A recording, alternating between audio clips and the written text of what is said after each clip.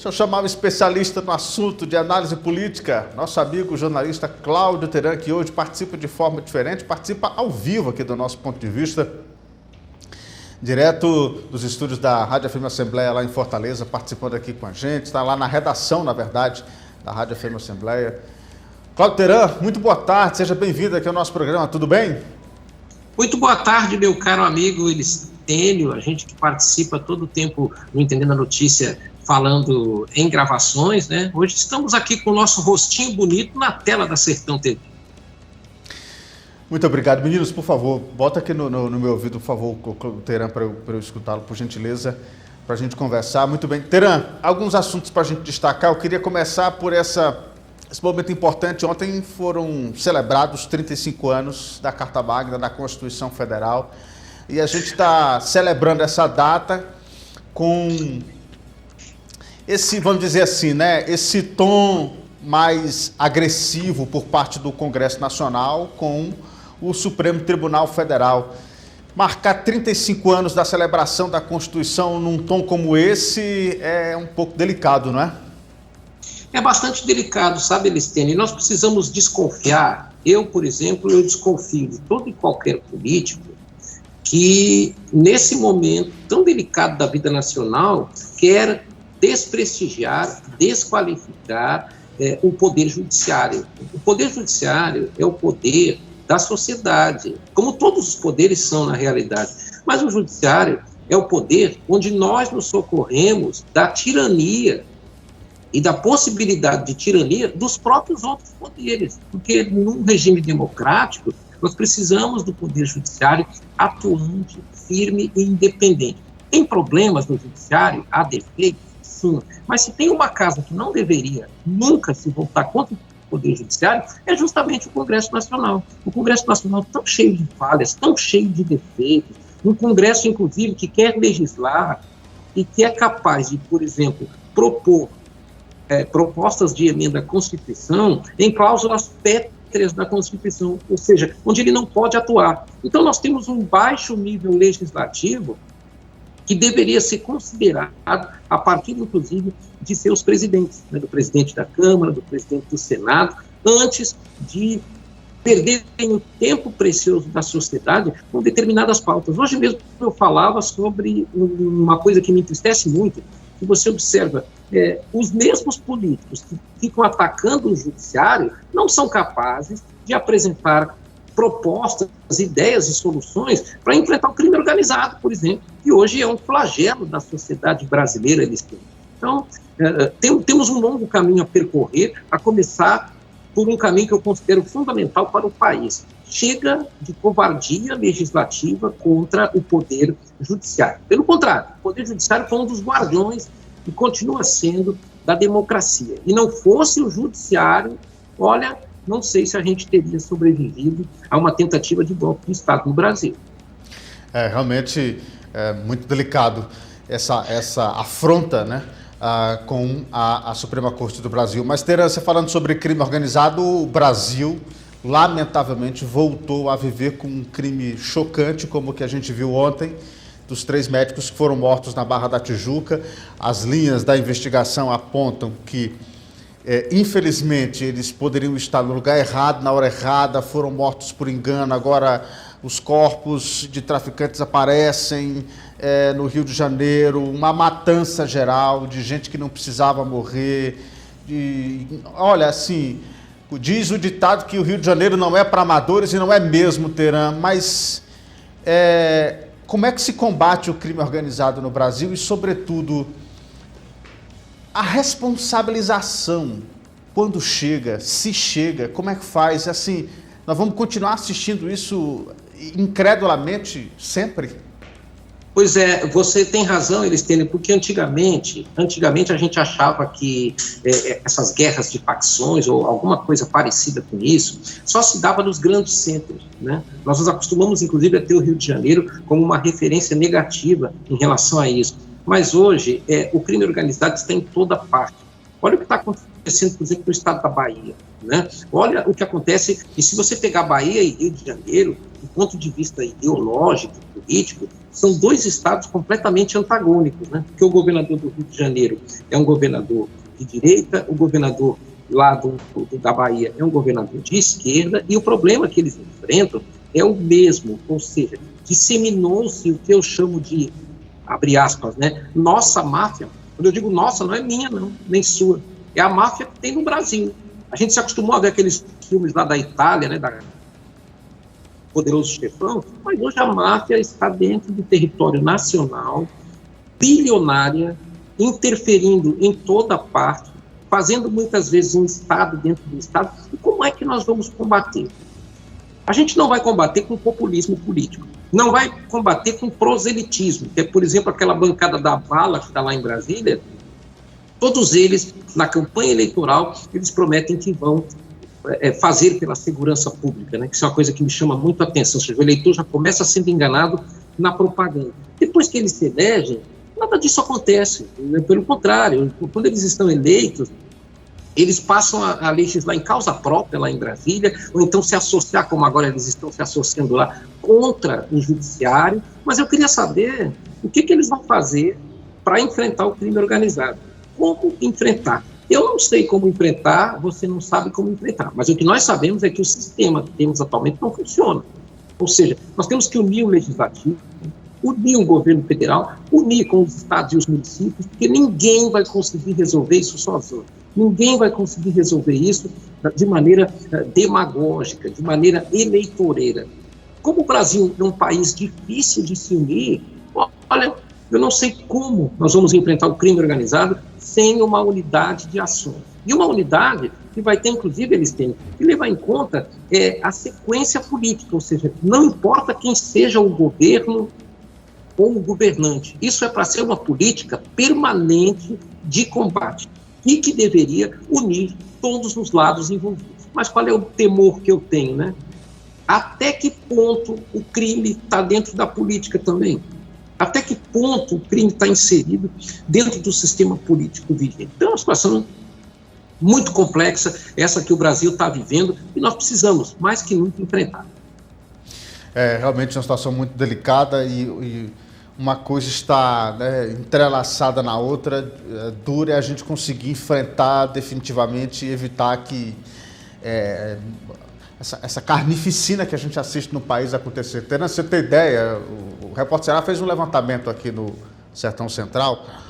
O município de Quixadá, aqui no Sertão Central, é o município que mais registra crimes de mortes, ou seja, homicídios. E o modus operandi, como diz o jargão da polícia, é o mesmo. A pessoa chega surpreendida, arma de fogo e tudo mais. Quixeramobim, de janeiro a agosto, registrou 3 crimes. Quixadá registrou 30, ou seja, cidades de perfil parecido, mas com realidades completamente distintas em relação à segurança pública, sobretudo nesse crime. E ele avança, como você bem falou, no interior, no sertão, de fato, e isso preocupa e deixa uma marca de sangue muito grande. E você observa, Elistênio, que a juventude, isso é uma coisa que é de entristecer, os envolvidos com o tráfico são cada vez mais jovens. E quem entra no tráfico só sai morto. Ninguém que entra no tráfico sai vivo. Se sai vivo, ele vai para a cadeia. E se ele chega lá na cadeia, lá ele tem que ser separado, porque vai haver disputas entre eles. E nós ainda temos um outro traço de conduta. Se você pegar os números, por exemplo, da Bahia, lá na Bahia, vamos dizer assim, de 100 homicídios que aconteceram aí nos últimos dias, nas últimas semanas, nos últimos meses, 92 são de casos em que facções criminosas brigam entre si e se matam entre si. Muitas vezes, a reação da sociedade é dizer o seguinte: mas isso aí é entre eles. E é como se a sociedade não tivesse nada a ver com isso, quando na verdade é o seguinte: que mundo paralelo é esse, poderoso, violento, criminoso, que se alimenta do consumo de drogas? E aí o Brasil fica discutindo, do ponto de vista religioso e moral, uma questão que tem que ser resolvida de maneira social e de maneira sanitária, porque não adianta, por exemplo, você criminalizar o uso de entorpecentes, porque ele vai continuar sendo utilizado. Inclusive, esse mercado, ele se alimenta da lei da oferta e da procura. Tem gente que se satisfaz dizendo o seguinte, é proibido. Não, proibido, pronto, sim. Proibido, mas quem quiser cheirar cocaína, fumar maconha, vai achar o produto à venda. E todos sabem onde tem. Então, é o tipo da coisa. O sistema que nós temos hoje para o combate, ele enxuga gelo e ele não resolve absolutamente nada. Lembro também que, bem recentemente, se prometia avançar contra o dinheiro do tráfico.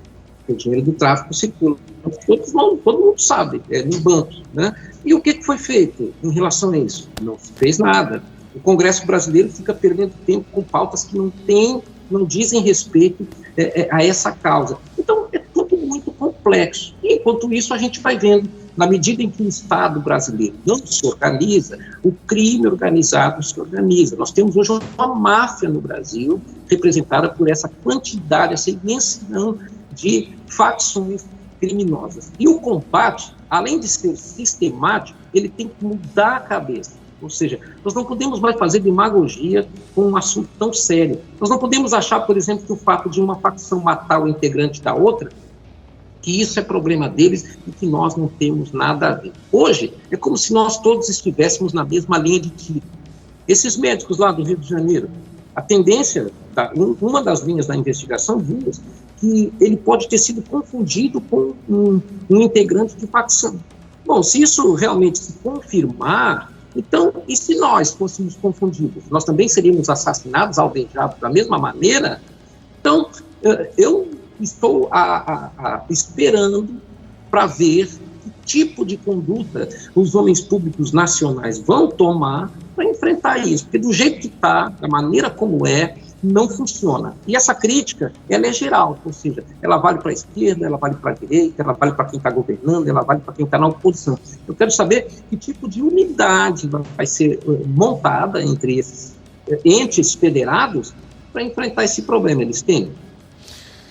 É realmente um assunto muito delicado, delicadíssimo. Mas, Teira, vamos entrar agora na seara política, vamos falar um pouquinho sobre essa crise do PDT, esse momento que o partido vive e que deixa, vamos dizer assim, os integrantes do partido aqui do interior meio que esperando que se resolver aí em Fortaleza essa briga toda, e está todo mundo aqui, inclusive, já conversei com o prefeito Maurício, já conversei até mesmo com o prefeito Cirilo, que são nomes aí do diretório do PDT, e pelo que a gente percebe aqui bom, tem que esperar resolver lá para a gente decidir como é que vai ser aqui, porque tem que tocar a eleição e conjuntura no interior, você sabe que é muito diferente da capital, são outras realidades. Mas o senador Cid Gomes foi destituído na última segunda-feira da presidência do diretório estadual do PDT. Na sexta já houve aquela confusão que teve murro na mesa, quase partiram para o mão na cara. Na segunda o Cid deixa a presidência do partido, porque o André retoma. E agora o Cid Gomes, notícia a preço de hoje, juntou 49 assinaturas, publicou inclusive no jornal O Povo a convocação para o dia 16 às 15 horas, uma extraordinária onde ele deve destituir o André Figueiredo e voltar à presidência do diretório. Essa briga do PDT vai ainda muito longe, Teran, na sua opinião? Olha, a tendência é que vá muito longe porque os interesses aí são irreconciliáveis, né? Mas todo o problema se resume no que aconteceu em 2022, porque havia um acordo político entre Camilo Santana e Cid Gomes para manter a aliança desde que o Camilo renunciasse ao governo do Estado, Isolda Sela assumiria e seria a candidata por 4 anos, e o grupo político que havia se manteria unido, unificado. Esse acordo estava fechado e foi cumprido pelo Cid, foi cumprido pelo Camilo. O problema é que Ciro Gomes, que é a liderança mais forte do PDT no Ceará, atropelou esse acordo, não aceitou a candidatura da Isolda Sela, impôs o nome do ex-prefeito de Fortaleza, Roberto Cláudio, e deu no que deu. De lá para cá o PDT saiu perdendo, porque o Roberto Cláudio foi fragorosamente derrotado, juntamente com o Ciro Gomes. O Ciro Gomes, que disputou uma eleição nacional de presidente, perdeu aqui no Ceará pela primeira vez para o então candidato Bolsonaro, que era presidente da República. e o Ciro nunca tinha perdido a eleição da maneira como ele perdeu, e de lá para cá, o grupo político que está com mais força é o grupo que o Cid representa dentro do PDT. Né? O Cid até ironizou, né, na semana passada, quando ele chamou um grupo liderado aí pelo André Figueiredo de 25%, e na verdade é isso mesmo. De 10 deputados, aliás, de 13 deputados estaduais, 10 estão com o governo Eumano e querem apoiar o governador Eumano de Freitas. Tem também que aí nesse ponto é que entra o principal, né? O PDT tem hoje um candidato a prefeito de Fortaleza contra o próprio PDT, que é o presidente da Assembleia Legislativa, o deputado Evandro Leitão. Se o deputado Evandro sair realmente do PDT e for candidato, ele será um candidato muito competitivo, será um candidato muito forte para entrar na disputa sucessória de 2024. Então, a partir daí, a partir disso, o partido não se entende. Você vê que se você for para o interior, se você for para Ibicuitinga, para Xeramobim, para Quixadá, Boa Viagem, em qualquer outro município, o PDT e o PT têm acordos políticos que são até fáceis de fechar em relação à aliança. Mas na capital não tem jeito. Né? No final das contas, nesse bater de chapas, o Cid tem tudo para destituir o André Figueiredo. Aí que consequências vai acontecer? Que consequências virão disso aí? Vale também lembrar, meu caro Elistênio, que o caso já está judicializado. O deputado Evandro Leitão já usou a tribuna da Assembleia, já entrou na justiça acusando perseguição política da parte do PDT. Então, as diferenças são irreconciliáveis, não vai haver entendimento possível nem passível, e o resultado é mais trombada, é mais canelada entre esses grupos políticos. Mas eu sempre digo, né, em qualquer situação da vida, quem tem mais força, pense no final. O grupo do Cid Gomes tem muito mais força que o grupo do irmão dele, o Ciro Gomes, dentro do PDT. Pois é, e essa conjuntura toda, e essa dificuldade do PDT na capital, e esse vai e volta do diretório, isso traz essa instabilidade e os municípios ficam à espera justamente dessa, vamos dizer assim, né, desse desfecho final. O Cid Gomes, inclusive, teve sábado aqui, a gente até gravou material com o Cid e com o pessoal que veio com ele. Quando foi segunda-feira, o material não deu nem tempo para a gente rodar todo, porque já estava velho, a notícia já tinha ficado velha. Porque o homem já tinha deixado o partido, já tinha sido destituído, enfim, e na política tem muito disso. Mas, Teran, além dessa situação do PDT, tem uma outra situação.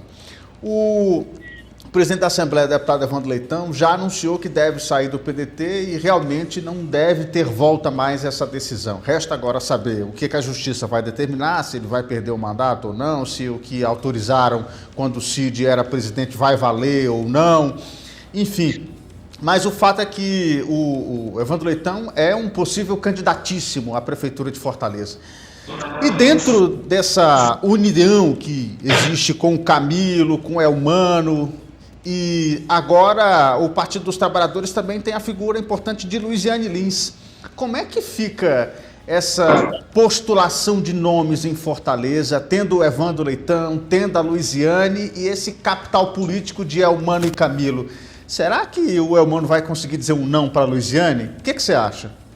Pois é, tudo isso é fruto vai depender muito de negociação política, porque é claro que pelo que a gente percebe na construção da estratégia, o deputado Evandro Leitão goza da preferência de Camilo Santana para se filiar ao Partido dos Trabalhadores. É o que o ministro Camilo gostaria que acontecesse. Né? É o que o Evandro gostaria que acontecesse e é o que uma boa parte do PT gostaria também que acontecesse. O governador Eumano, ele está, até a presente data, seguindo a linha que o Camilo traçou nesse processo, está liderando esse processo, ele está seguindo isso por enquanto. Mas a Luiziane Lins, e o tempo é que vai dizer isso, ela está com o nome colocado ali, e a impressão que fica é a seguinte: a candidatura é para valer. Às vezes, quando ela fala, sim, parece uma candidatura para valer, mas de outra também, ela parece deixar uma brecha para, tipo assim, vamos conversar, né? O que eu ganho para abrir mão da minha candidatura? Ela não fala nesses termos, ela diz que é candidata mesmo, mas isso depende de uma conjuntura interna política dentro do PT.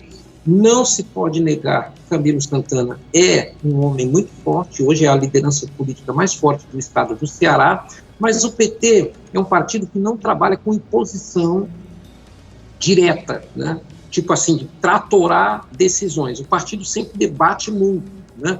O fato é que a disputa sucessória já está em andamento, 2024 já começou para a política, né? Não para o eleitor, e nós temos aí, vamos dizer assim, várias candidaturas pré-colocadas, né? Não só a da Luiziane Lins, não só a do deputado Evandro. Você vê que a direita do Ceará está dividida entre 3 candidaturas, né? Porque talvez o PL saia com um candidato, o União Brasil com outro candidato, o Novo com um candidato. Então, uma coisa é certa, viu, Elisténio? 2024 promete fortes emoções. Fortes emoções. E, na sua visão, como é que ficou o prefeito Zé Sarto nessa confusão toda do PDT e essa situação toda? Ele fica, já tentou, né, rascunhar aí algumas críticas ao governo do Estado, mas fica naquela, recebe aí o apoio do Roberto Cláudio. Hoje, inclusive, viu a entrevista do Roberto Cláudio do Jornal O Povo, dizendo de que essa retomada do partido pelo André Figueiredo era justamente para garantir essa reeleição do José Sarto. O prefeito de Fortaleza está só naquela, né? Talvez o mais candidato de todos seja ele, né? Que já está no cargo. Pois é, mas se a gente olhar para o que aconteceu em 2020, veja, o Sarto foi eleito prefeito numa conjuntura em que havia unidade, a aliança estava forte e unida, né? O PT naquela ocasião tinha um candidato, que foi essa mesma Luiziane Lins, mas ela não contou com apoio forte e decisivo do então governador Camilo Santana, né? O Camilo acabou apoiando o Sarto também. Dessa vez, o prefeito é prejudicado por conta dessa desavença dentro do partido, porque o que pode acontecer é um esvaziamento da candidatura dele, a formação de alianças em torno do nome dele é um complicador, né? Hoje, por exemplo, ele só tem praticamente o PSDB ali com ele como partido, assim, com a simbologia, porque o PSDB também hoje é um partido bastante diminuto aqui no Ceará. O PSD, o Partido Social Democrático, foi embora e aliou-se ao Partido dos Trabalhadores. Então, a situação do prefeito com essa desavença é ruim, é prejudicial. Eu acho que ele está fazendo a coisa certa no sentido de que ele está evitando ao máximo botar a mão em cumbuca, né? Ou seja, dar declarações polêmicas ou fazer qualquer coisa que prejudique mais ainda a postulação dele. O que ele está tentando fazer, ele tem muitas obras para inaugurar, ele tem muitas assinaturas de ordem de serviço que ele está fazendo, ele está apostando muito nisso, né, nos projetos que deem visibilidade à gestão dele, para ver se ele consegue a recondução. Mas o ano de 2024, a depender do que a gente está vendo, talvez aquele que juntar mais gente, aquele que juntar mais apoio político, venha a ser o prefeito de Fortaleza em 2024. Teran, a gente sabe que o ex-presidente Jair Bolsonaro ele está inelegível, mas politicamente ele não está morto, ele veio a Fortaleza, ele consegue aglutinar ainda uma boa quantidade de apoio. E nós temos também a figura do presidente Lula. Você acha que para uma eleição municipal, ainda mais com essa situação toda em Fortaleza, esses figurões nacionais, Bolsonaro, Lula, Ciro Gomes, você acha que essas influências elas podem interferir de alguma forma na escolha do eleitor em Fortaleza ou não? A eleição municipal é diferente da eleição nacional, a eleição geral, né? Porque a eleição municipal, a gente está dentro do quintal da gente, onde nós vivemos, onde nós moramos, né? E o que é muito observado é o desempenho de quem já está no cargo, né? E as possibilidades que podem surgir. A partir daí é que nós vamos ver até que ponto a influência externa pode ser decisiva para candidaturas. O ex-presidente Bolsonaro esteve em Fortaleza, participou de um evento do PL Mulher, mas eu observei, ele não quis muito conversar com a imprensa, mas nas poucas declarações que ele deu, ele foi prudente.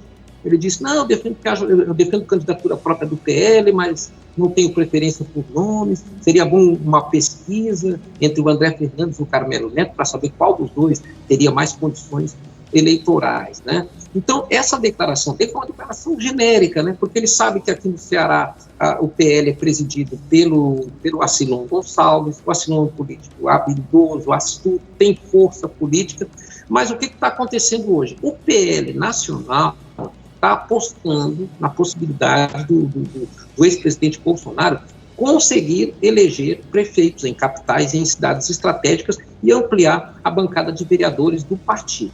Isso é um desafio enorme para o ex-presidente, porque quando ele estava na presidência, em 2020, mesmo com todo o poderio da presidência, ele não conseguiu transferir votos para os candidatos que ele apoiou.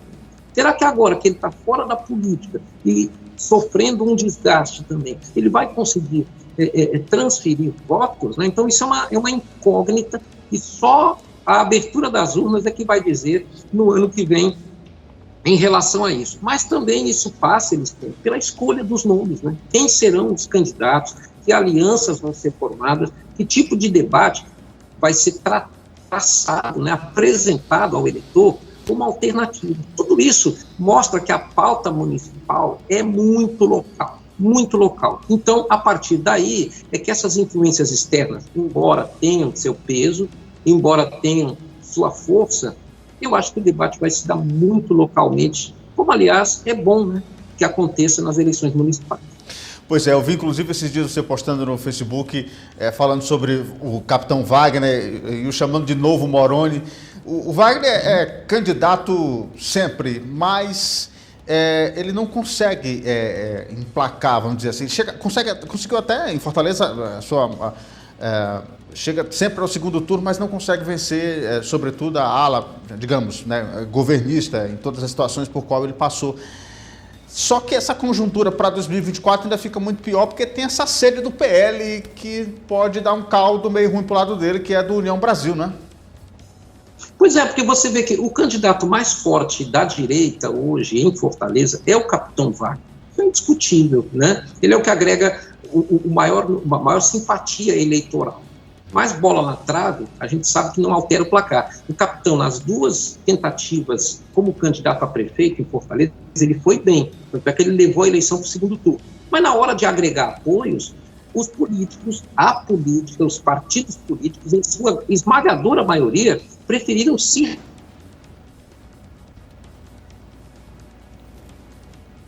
o Roberto Cláudio, ele acabou perdendo também para o José Sarto, né? Ano passado, ele também enfrentou esse problema na hora de agregar força política para se tornar um candidato mais competitivo quando disputou o governo do Estado. O dilema dele segue o mesmo agora, talvez agravado pelo fogo amigo, porque se o Novo lançar uma candidatura, não deixa de contribuir para esvaziar do capitão. Se o PL tiver um candidato próprio, também enfraquece a candidatura dele. Então, dos dois lados da moeda, pelo lado da direita, é um complicador enorme para o capitão, ele tem que passar por esse tipo de situação. E eu chamei ele de novo Moroni por isso, porque o Moroni tentou e nunca conseguia ganhar pela mesma razão do capitão. Faltava apoio decisivo para ele se tornar um eleito. O Moroni só chegou lá quando ele se aliou ao grupo político que governa, né? Ou seja, quando ele foi aliado do grupo político, ele foi vice-governador do Ceará.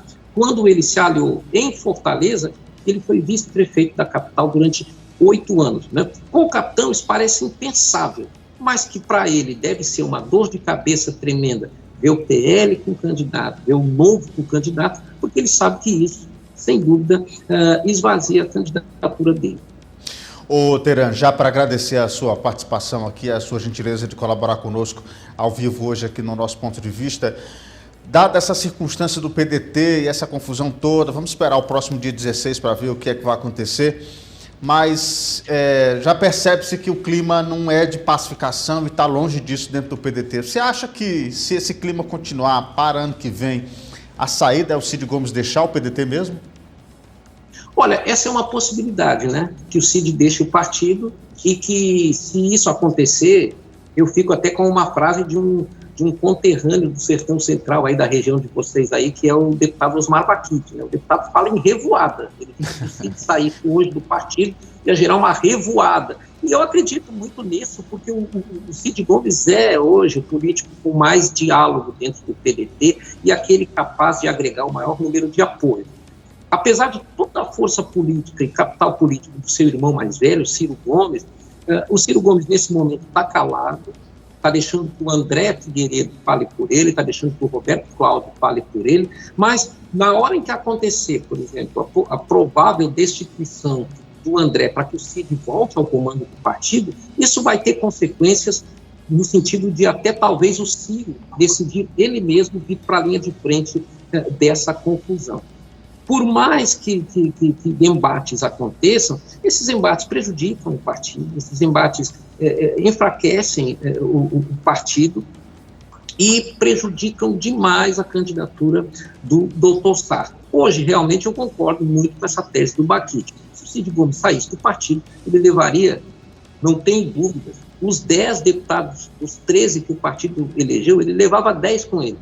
Ele teria todas as condições de levar os federais, os deputados federais do PDT, que estão lá em Brasília. Ele levaria com ele candidatos a prefeito, candidatos a vice-prefeito, presidentes de câmaras, levaria com ele lideranças políticas de diversos segmentos, E tudo isso, eu acredito, tem que ser medido pelo PSD, pelo PDT. Agora, como tudo é tão dinâmico na política, eu não duvido que daqui para sexta-feira, antes da sexta-feira chegar, algum fato novo surja no sentido de mais algum tipo de acordo.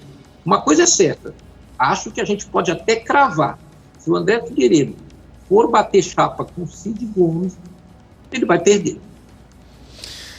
É verdade. Ô, Teran, muito obrigado pela sua participação, mais uma vez aqui no nosso ponto de vista, sempre um prazer ouvi-lo, é sempre muito bom ouvir a sua participação, porque a gente também consegue aprender demais, e como o quadro já próprio diz, entender a notícia. Muito obrigado mais uma vez, estamos sempre à disposição e até a próxima.